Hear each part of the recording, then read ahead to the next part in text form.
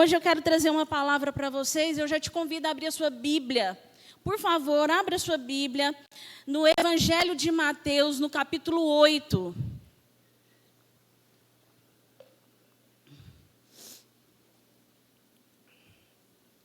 Mateus, no seu capítulo 8. Evangelho esse que, se você não teve essa oportunidade de ler, leia. Aqui o evangelista Mateus relata, o caminhar de Jesus, a história do nosso Salvador. Mateus capítulo 8, versos 23 a 27.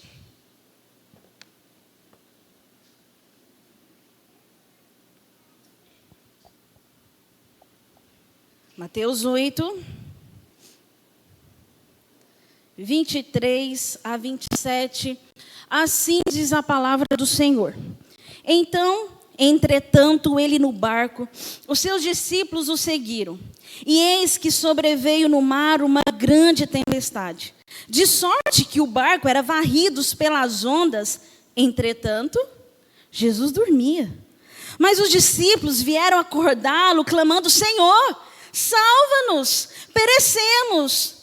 Perguntou eles então Jesus: por que sois tímidos, homens de pequena fé? E levantando-se, repreendeu os ventos e o mar, e se fez grande bonança. E maravilharam-se os homens, dizendo: quem é este que até os ventos e os mares lhe obedecem?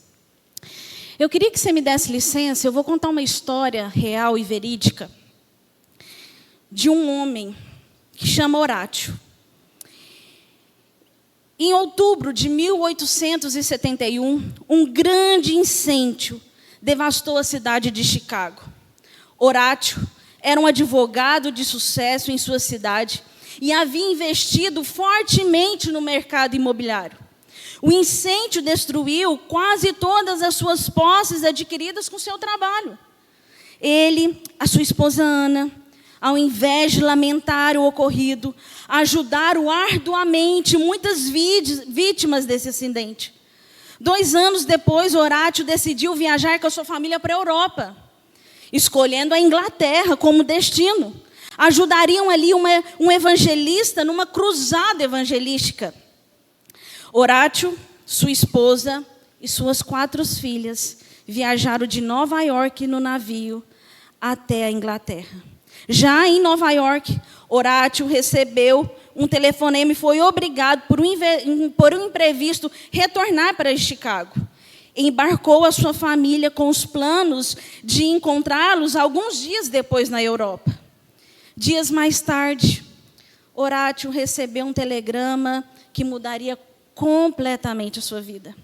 O bilhete da sua esposa possui apenas 2 palavras: salva-me, sozinha.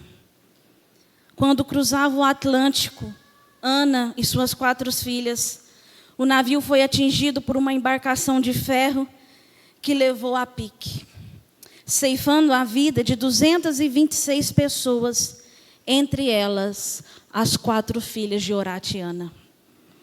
O advogado cristão se dirigiu à Inglaterra para encontrar a sua esposa e, no lugar do naufrágio, compôs uma das mais belas confissões da história contemporânea do cristianismo. Ali, naquele pier, ele pega um papel, uma caneta e assim ele escreve: quando a paz como um rio visitar o meu caminho, quando tristeza como ondas do mar rolarem, seja qual for o meu destino, tu me ensinastes a dizer: tudo está bem, tudo está muito bem com a minha alma. Essa história é verdade. Como a história que nós lemos aqui na palavra do Senhor, também é verdade. Alguns discípulos, ao caminhar com Jesus, Jesus decide, depois de algumas curas, depois de alguns ensinamentos, como ali as bem-aventuranças, ensinando sobre as ansiedades da vida. Jesus ali tem um encontro com a sogra de Pedro. Jesus ali cura um leproso. Jesus assim cura endemoniados. Jesus decide então, a partir do momento, pegar um barco e atravessar ali aquele rio. E como nós lemos aqui, a gente leu aqui na história, algo também aconteceu. Um barco, um naufrágio. E nós ficamos pensando. A palavra de Deus nos ensina que a vida cristã não é uma promessa de mares calmos, mas de uma presença fiel do nosso Jesus. Muitas vezes imaginamos que andar com Jesus significa ausências de crises. Porém, o texto que nós lemos mostra exatamente o quê? O contrário. Aqui vemos discípulos obedientes, andando com Cristo e ainda assim enfrentando uma grande tempestade. Minhas irmãs, isso nos ensina logo no início que a tempestade não é sinal de desobediência, nem ausência do cuidado de Deus. As tempestades são os meios pedagógicos de Deus de conduzir a minha vida e a sua vida. Lembre-se, nós servimos um Deus que é didático. Nós servimos um Cristo que é pedagógico. Porque sendo o próprio Deus, Ele poderia ter evitado a situação e olhado para os discípulos e falado, não vamos não, porque algo vai acontecer. Ele é Deus, Ele sabe de tudo. Mas Ele entra dentro desse barco, ciente do que poderia acontecer. E o que talvez eu vou falar aqui para vocês hoje, minhas irmãs, pode ser algo muito óbvio. É óbvio, Carol, que a gente passa por crises na vida. É óbvio, Carol, que nós entendemos que nada é mil maravilhas. É óbvio, Carol, que nós vivemos num mundo caído. Desde que Adão e Eva cometeram um pecado contra Deus, nós vivemos uma depravação total. Nós pecamos, nós erramos. E o mundo é um caos mesmo por causa da consequência de um pecado. Sim, é fato isso. Nós vivemos num mundo mau. Eis que o mundo jaz do maligno. A própria Escritura nos alerta sobre isso. Então, talvez você está pensando, Carol, você vai falar para nós aqui hoje à noite de como nós devemos enfrentar as tempestades da vida. Isso é tão óbvio. Mas o que falta para nós é o óbvio mesmo. O que está faltando nas nossas vidas é lembrar do óbvio. O que está faltando para nós é voltar para aquilo que é óbvio mesmo. Porque você sabe o que nós temos feito com as nossas vidas? Nós estamos esperando coisas grandiosas. Nós estamos esperando por coisas miraculosas. Enquanto o óbvio, Deus dá sentido para aquilo que é óbvio nas nossas vidas. E esse texto, essa passagem da Bíblia, ela é algo tão óbvio. E ela era tão óbvio na vida dos discípulos que por um momento eles esqueceram do que era óbvio. Eles esqueceram de quem que eles estavam caminhando. Eles esqueceram de tudo que eles deixaram para trás, daquilo que os seus olhos viram e ouviram a respeito de Cristo. Eles esqueceram do óbvio. E quantas de nós estamos também esquecendo do que é óbvio? E nessa noite eu queria meditar com vocês no seguinte tema: Cristo soberano em meio às tempestades. E por que Cristo é soberano? O que faz dele soberano na tempestade que eu estou sofrendo na minha vida? Em primeiro lugar, a soberania de Deus no meio da tempestade é porque Cristo se faz presente nela. Volte seus olhos no verso 23 e 24. Então, entretanto, ele no barco e seus discípulos seguiram. Eis que sobreveio uma grande tempestade. O versículo 23 fala, entretanto, ele no barco. A presença de quem estava ali? A presença de Jesus. Vemos aqui Jesus, O texto começa dizendo que Jesus entrou no barco com seus discípulos e o seguiram. Eles estavam exatamente onde eles deveriam estar. Não estavam em rebeldia, não estavam afastados, estavam em obediência e mesmo assim uma grande tempestade se levantou. E quando nós voltamos os nossos olhos para os 2 primeiros versículos da palavra do Senhor, o parágrafo, vemos ali a forte e doce presença de Jesus. Entretanto, Jesus o quê? Dormia. Mas a presença dele deixou de ser real naquele lugar? Não. Jesus, por mais que ele estava dormindo, ele estava em silêncio? Não. E Cristo se faz, isso é óbvio na nossa vida, isso tem que se tornar óbvio na sua vida. Cristo é soberano sobre a sua vida, sobre as tempestades que você está vivendo. Lembre-se dele, ele está com você.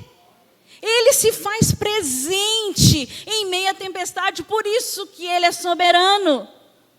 Ele estava ali, ele estava dormindo, ele estava cansado, mas a presença do nosso Deus é contínua em nossas vidas. Cristo é soberano porque ele se faz presente no meio do povo dele. Você não está sozinha. Eu não estou sozinha. O povo de Deus não está sozinho. Você sabe por quê?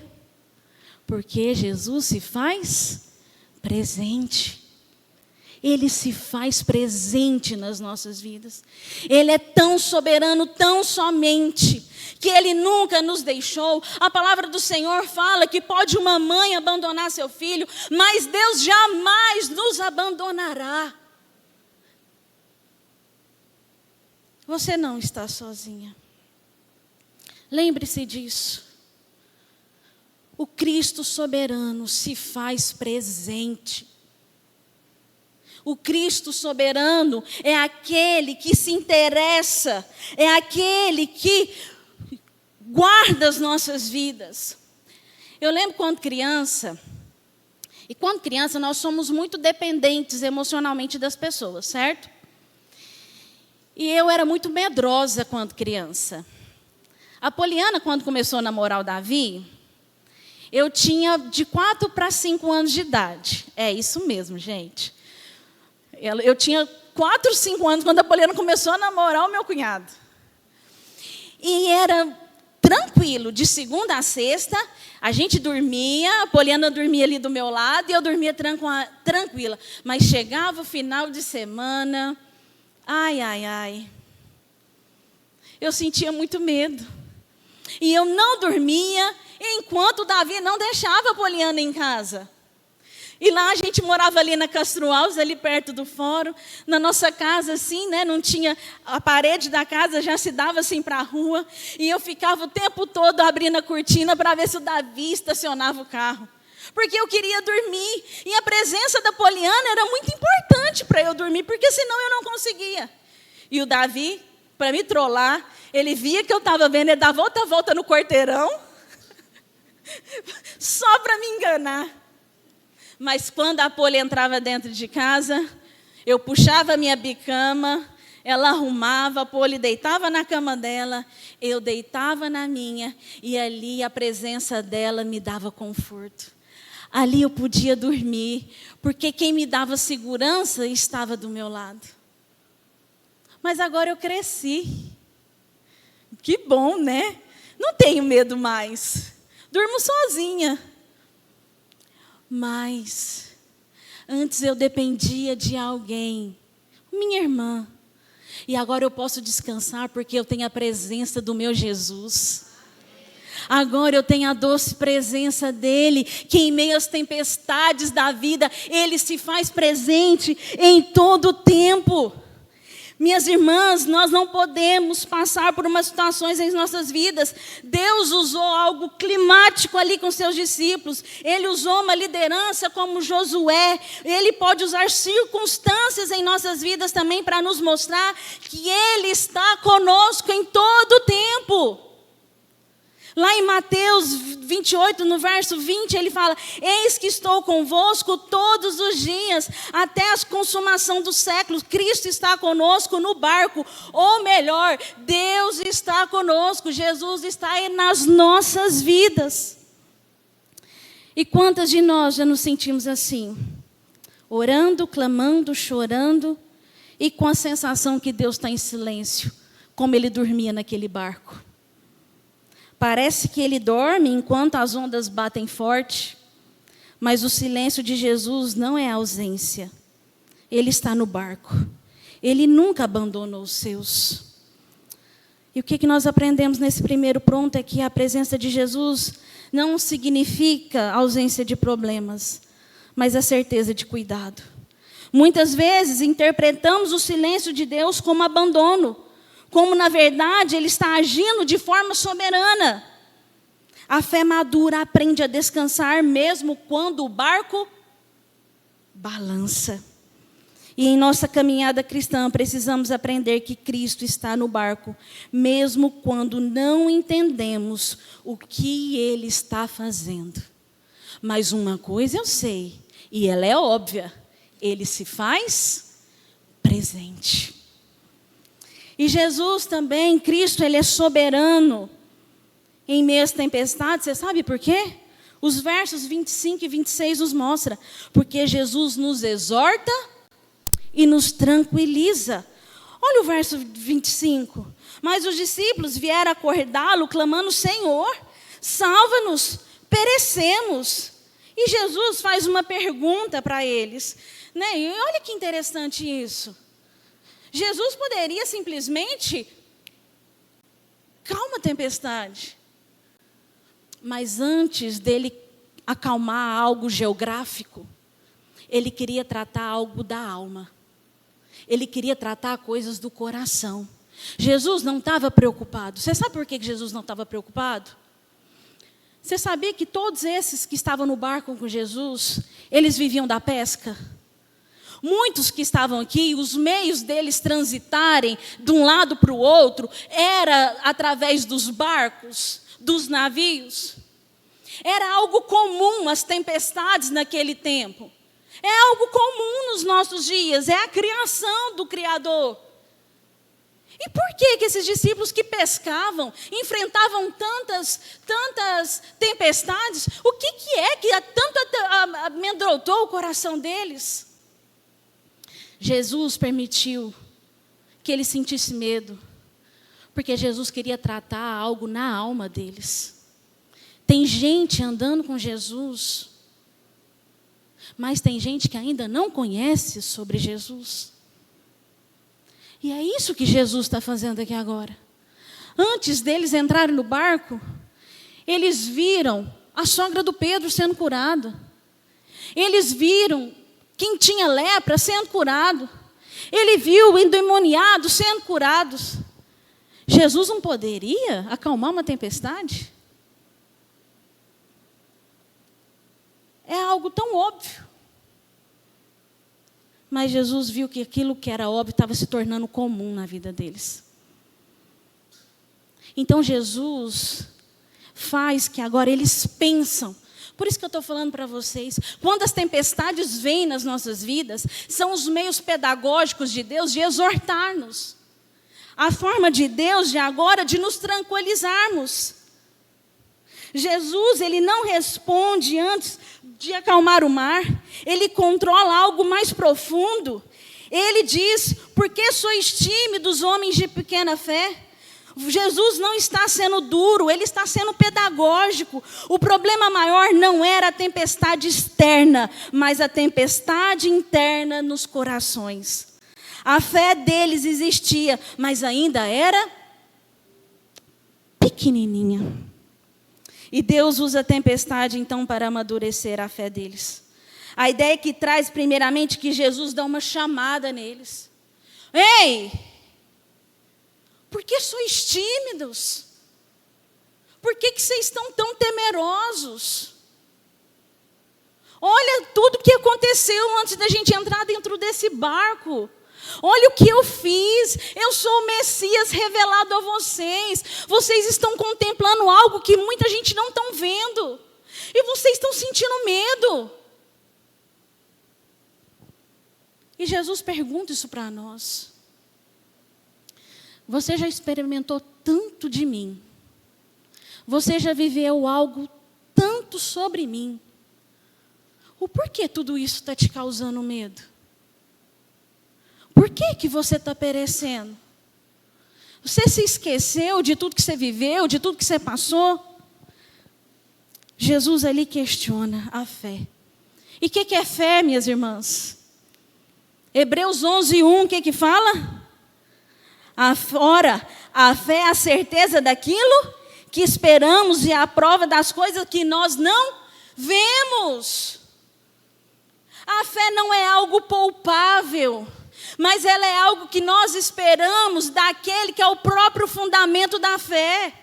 Sobre aquele que é o próprio autor da fé, como diz lá em Hebreus 12:2, olhar firmemente para o autor e consumador da nossa fé.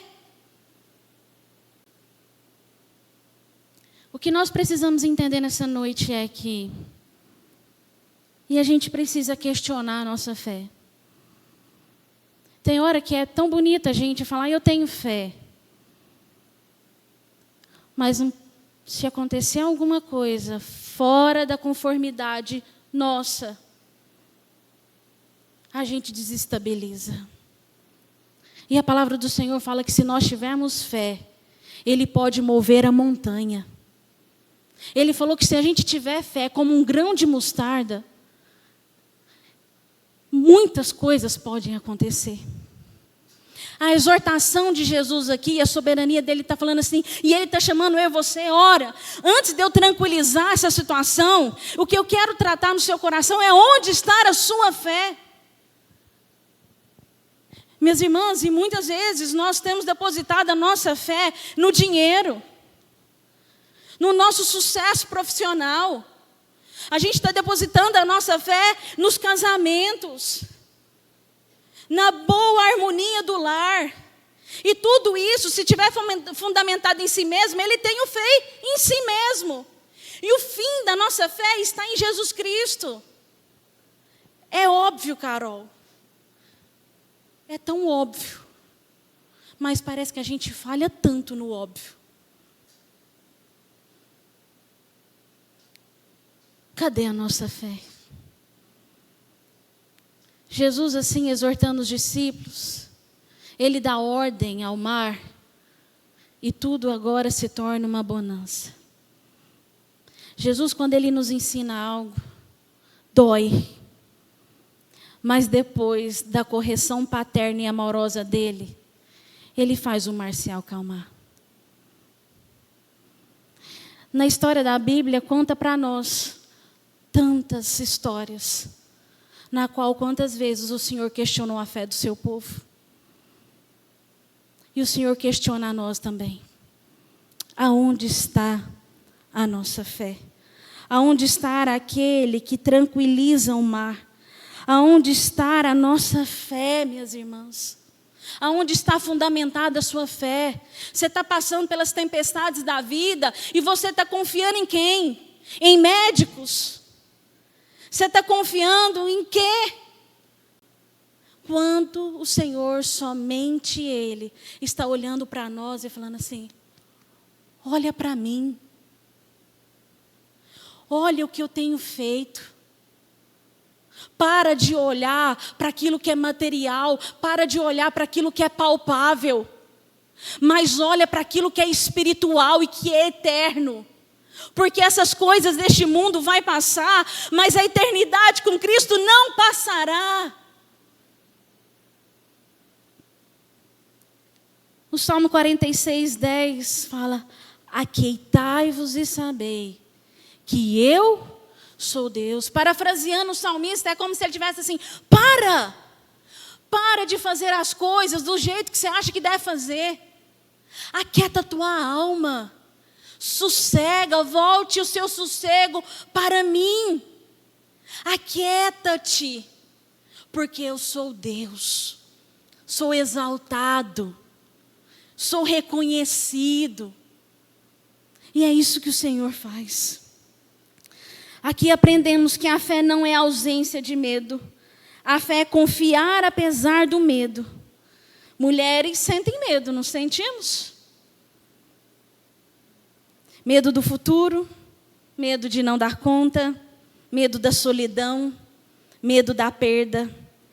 O chamado de Jesus não é para fingirmos que não sentimos medo, mas para olharmos para Ele acima das ondas. O Senhor está pedindo para a gente tirar os olhos da tempestade e olhar para os céus, da onde pode vir poder. A tempestade revela o nível da nossa fé. Se Jesus hoje pudesse pôr um termômetro na sua fé, como que estaria a sua temperatura? Se Jesus hoje pudesse descer aqui e fazer uma prova com a gente, para avaliar a nossa fé, será que Ele nos acharíamos aprovados na nossa caminhada de fé em fé? Pois o justo viverá por fé, e de fé em fé. Muitas vezes queremos que Deus mude as circunstâncias, quando Ele deseja primeiro nos transformar. A verdadeira tranquilidade não vem da ausência de problemas, mas da confiança de quem governa todas elas. A fé nos ensina a descansar na soberania de Deus, mesmo quando não vemos soluções imediatas, mas haja com fé que logo Cristo fará acalmar a tempestade. E por último, Cristo é soberano sobre a tempestade, porque agora Ele revela o seu poder. É óbvio, Carol, é óbvio. Jesus, Ele é soberano em meio às tempestades, porque Ele revela o seu poder. O versículo 27 fala: e maravilharam-se os homens, dizendo: quem é este, que até os ventos e o mar lhe obedecem? Minhas irmãs, quando nós voltamos os nossos olhos para esse versículo, Jesus então acalma a tempestade, pois ali então vemos agora poder. Vemos ali Jesus tendo domínio agora sobre a natureza, como diz o Salmo 89, verso 8 e 9. Ó Senhor, Deus dos exércitos, quem é poderoso como Tu? És o Senhor, a Tua fidelidade ao redor de Ti. Dominas a fúria do mar, quando as suas ondas se levantam. Tu as amainas. Depois disso, Jesus se levanta e repreende os ventos e o mar. E imediatamente se faz uma grande bonança. A criação agora reconhece a voz de quem? Do seu Criador. Aquilo que era para os discípulos incontrolável, para Jesus era plenamente submisso. O mesmo Cristo que domina agora, se levanta com autoridade, é absoluto. É incrível nós pensarmos no poder que está em Jesus. Divindade, Jesus se revela que Ele é sim o Messias prometido do Antigo Testamento. Ele reconhece sim agora que sobre Ele há poder, que sobre Ele sai poder, que até os ventos e o mar lhes obedecem. Meus irmãos, eu acredito que depois dessa tempestade, os discípulos puderam ter convicção que de fato, Jesus era o Messias, o qual revelado no passado. Pois o que eles presenciaram foi algo sobrenatural de Deus. E não há nada melhor do que nós vivenciarmos o poder de Deus nas nossas vidas. Se você pudesse testemunhar para mim aqui agora, o que você já viveu através do poder de Deus? Eu acredito que você tem muito testemunho para me contar. Uma empresa que estava quase falindo, e Deus usou meios extraordinários para levantar o recurso necessário para que a sua empresa pudesse levantar. Você experimentou o poder de Deus quando um diagnóstico era incerto e Deus foi ali e operou um milagre. Quantos milagres, ao acordarmos todo dia, poder oferecer um café da manhã para os nossos filhos, para a nossa família. Poder respirar, Mas o maior poder de Deus que nós conhecemos e que nós experimentamos foi a salvação em Cristo Jesus. É óbvio, né? E por que a gente se perde no poder e no óbvio de Jesus? Jesus, ele revela o poder dele a todo instante. Ele está mostrando nas coisas mais comuns da vida que ali ele se faz presente, que ali ele nos exorta, que ali ele nos tranquiliza e que ali sai poder dele. Os discípulos clamaram a Jesus para que ele acalmasse a tempestade. E ele faz assim conosco hoje também. Isso nos ensina algo precioso. Às vezes Jesus acalma o mar, outras vezes ele acalma o nosso coração. Mas ele sempre age com sabedoria e amor. A bonança não pode vir no nosso tempo, mas sempre virá no tempo perfeito de Deus.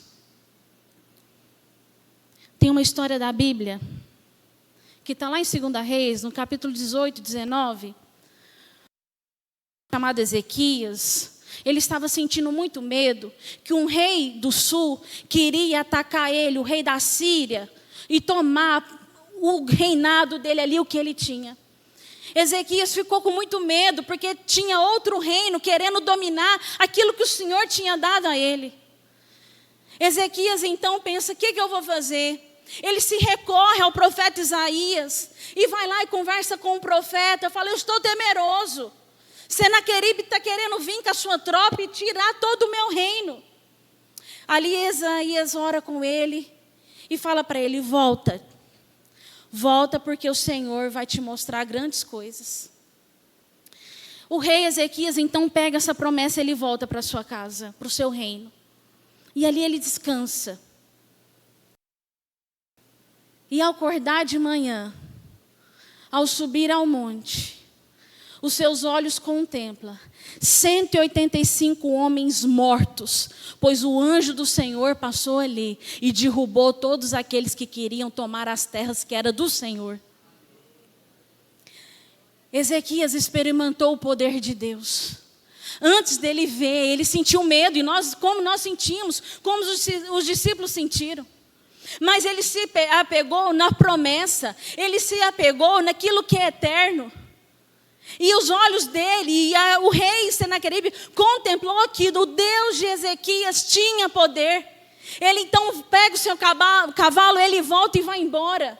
E fala, o rei de Ezequias é um grande Deus. O rei de Ezequias é o mesmo Deus meu e o mesmo Deus seu. Talvez hoje ele não vai passar com um anjo e vai matar 145 mil soldados. Mas ele vai matar o pecado. Ele vai matar as ansiedades. Ele vai matar o medo. Ele vai matar as enfermidades. Ele vai sarar as feridas. Porque no nome do nosso Senhor Jesus Cristo há poder. No nome do nosso Senhor Jesus Cristo, há poder e dele sai poder e glória. Quando experimentamos o poder de Deus nas nossas vidas, tudo é transformado. Minha irmã, se apega nisso. Se apegue nas coisas de Deus. Se apegue no que é eterno. Porque quando nós nos apegamos com o que é eterno, tudo é transformado nas nossas vidas. Talvez nós estamos tocando de roda em uma coisa, é porque nós estamos confiando em homens. Nós estamos depositando a nossa fé em objetos. Quando o Senhor, somente Ele, quer que nós vivenciamos, experimentamos o poder dEle. E é o poder nas coisas mais simples e sublimes da vida. Cristo é soberano, porque nele há poder. Viva sobre o poder de Deus. Se apegue no poder de Deus. Experimente o poder de Deus, que tudo na nossa volta será o quê? Transformado. Deus usa as tempestades para revelar mais claramente a sua glória. Muitas experiências de dor se tornam momentos de crescimento espiritual. Pense se nós não tivermos as aflições na vida. Mesmo passando por tudo, a gente acha que nós somos bons demais. A gente acha que as pessoas dependem da gente. Quantos de nós achamos que a sua família depende de você? Que seus clientes dependem de você? Que essa igreja depende de você? Nós seríamos egoístas a ponto de Deus não nos suportar. Mas Ele faz a gente passar por aflições para entender que nós dependemos totalmente dEle. Para mostrar que quando você passa por aflições na sua vida, pare e pense, o que Deus quer me ensinar com isso aqui? O que eu preciso melhorar na minha vida, Senhor? Se alguma coisa não em conformidade com aquilo que provém do Senhor, para que eu possa andar segundo a Tua vontade, que o Senhor me transforma, que o Senhor derrama poder, que o Senhor exala em mim uma porção dobrada do Senhor, para que eu possa ser uma pessoa melhor, e para que as pessoas possam ver que eu tenho vivido debaixo do poder de Deus na minha vida.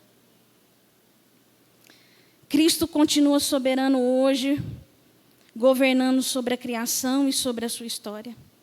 As tempestades fazem parte da vida cristã. Contudo, elas não são ausência de Deus, mas oportunidade para experimentarmos sua presença, o seu cuidado e o seu poder. Jesus está no barco. Jesus fala ao nosso coração. Jesus governa todas as coisas. Que a gente aprenda a descansar nesse Senhor. Que possamos nos apegar no Salmo 37, onde fala para a gente confiar, para a gente descansar, para a gente entregar todas as suas aflições a Ele. Carol, é óbvio, é tão óbvio, mas a gente não está descansando, a gente não está entregando e a gente não está confiando. Que o Senhor possa fazer isso.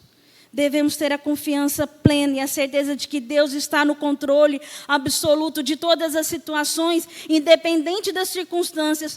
Tudo bem com a nossa alma. Lembra da história que eu contei lá no começo? Daquele homem, daquela mulher que perdeu as suas 4 filhas no naufrágio? Diferente dos discípulos que se sentiram atormentados, a fé de Horácio e de Ana estava firmada no Senhor Jesus Cristo. Enquanto a fé dos discípulos ainda estava abalada e precisava ser tratada. Mas a fé desse homem que perdeu suas 4 filhas estava ciente que no Senhor Jesus Cristo há poder e que nele vai ficar tudo bem. E deixa eu te contar uma coisa. O autor desse hino é o que a gente canta aqui na igreja. O hino 108. Se paz a mais doce me deres gozar, se dor eu sofrer, o Senhor me faz saber que feliz, sou feliz com Jesus, sou feliz com Jesus, meu Senhor. Em meio às lágrimas, Horácio escreveu que feliz com Jesus ele era, ele está e ele sempre seria feliz com o autor e consumador da sua fé. Perdendo 4 filhas, esse homem escreveu um dos hinos mais bonitos que a gente pode cantar, que embora me assalte o cruel Satanás com vis tentações, eu sempre estarei firmado no meu Jesus, porque tudo bem, a minha alma está tudo bem. Esse homem, quando perdeu a sua família, ele entendeu que o barco naufragou, mas o seu comandante está vivo. O seu comandante reina. E que ele teria um encontro glorioso com o seu Salvador, juntamente com as suas filhas. Sou feliz com Jesus. Quando as tempestades vierem, que você possa se lembrar: eu sou feliz com Jesus. Lembra da história desse homem. Lembra da história dos discípulos, que viveram tantas coisas e mesmo assim duvidou do poder de Deus. E um homem cheio de fé, perdendo tudo que ele tinha de mais precioso, pôde olhar para o autor para Jesus e falar: eu sou feliz com o Senhor Jesus. Eu sou feliz com o Senhor.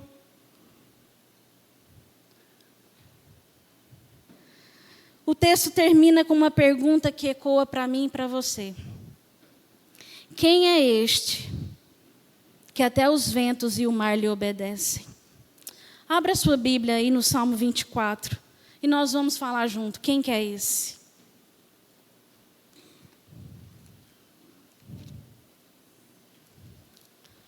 Salmo 24.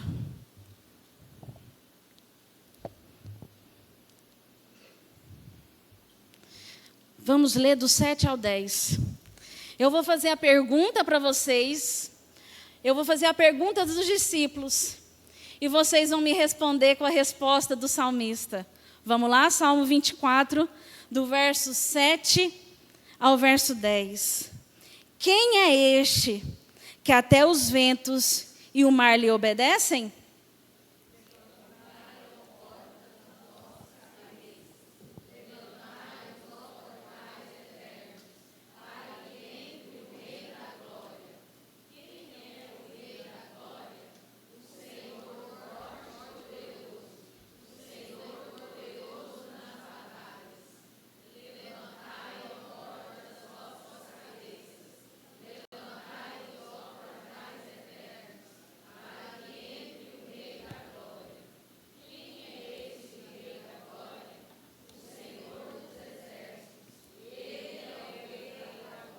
Quem é o Rei da Glória? O Senhor dos Exércitos. Quem é este que acalma a tempestade? Este é aquele que está desde a fundação do mundo com o Criador das nossas vidas. Este é aquele que não se sujeitou a ser igual a Deus, mas antes se humilhou para ser o Filho unigênito do Pai. Este é aquele que é a porta, ele é a ovelha. Ele é o bom pastor. É Ele que ressuscitou ao terceiro dia. Ele é aquele que prometeu que voltará para buscar a sua igreja amada. Ele é o Cordeiro de Deus. Ele é o Filho de Deus. Ele é aquele que voltará e enxugará todas as nossas lágrimas. E um dia nós cearemos as bordas do Cordeiro, porque este é o Jesus que nós servimos. Este é o Rei da Glória. Este é aquele que tem domínio sobre o mar. Este é aquele que tem domínio sobre os nossos corações. Este é aquele que tem domínio sobre todas as coisas. Aquietai-vos e sabeis que eu sou Deus. No mundo tereis aflições, mas tem de bom ânimo. Eu venci o mundo. Eu sou aquele que prometo você se apegar nas suas promessas, pois eu estarei com você todos os dias, até a consumação do século. Enquanto esse dia glorioso, minha irmã, não chega, Cristo é soberano em meio às tempestades da sua vida.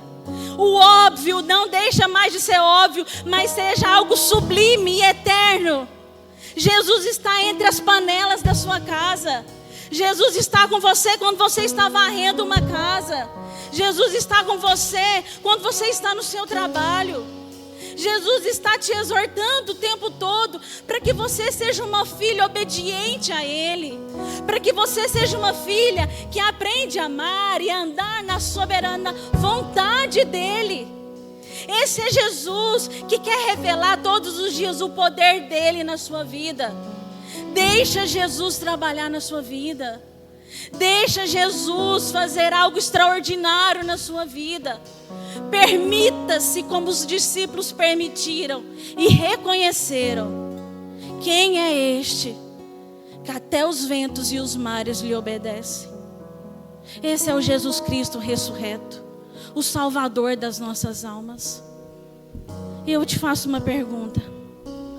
Você conhece Jesus só de ouvir falar? Ou Jesus é o Rei da sua vida? A mesma pergunta fica para nós. Deixa Jesus fazer morada no seu coração. Deixa Jesus ser o comandante do seu barco. Deixa ser Jesus aquele que controla todas as circunstâncias da sua vida. Deixa Jesus entrar na sua vida. Ou se Ele ainda mora em você, e se Ele está aí com você, mas talvez você tenha deixado Jesus esquecido no templo. Lembra de Maria e José? Foram embora, foram seguir a multidão. Quando vi Jesus estava lá no templo, e eles chegou em casa, cadê Jesus? Talvez muitos de nós estamos como Maria e José. A gente está seguindo a multidão e está deixando Jesus aqui trancado. E a gente não está levando Jesus para os nossos lares. Nós estamos cultuando Jesus só no domingo, só para cumprir uma obrigação dominical, religiosa. Jesus não precisa de gente religiosa, não. Ele precisa de gente quebrantada. Ele precisa de gente que deixa Ele reinar sobre a sua vida.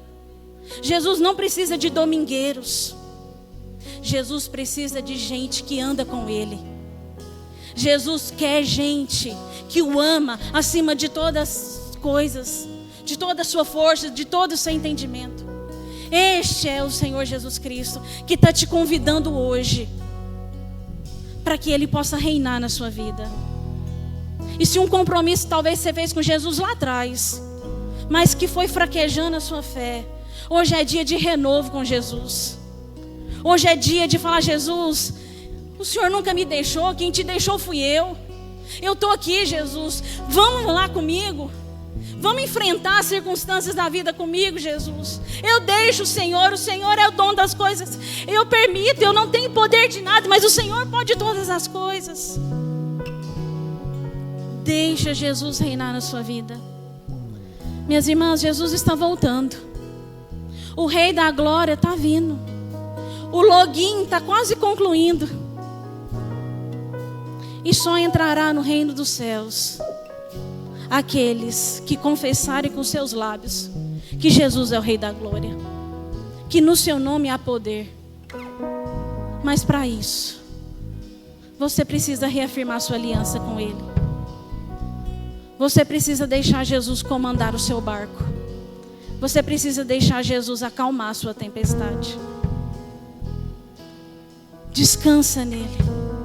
Confia nele, que o mais Ele fará. Nós vamos cantar uma música. Se você conhecer...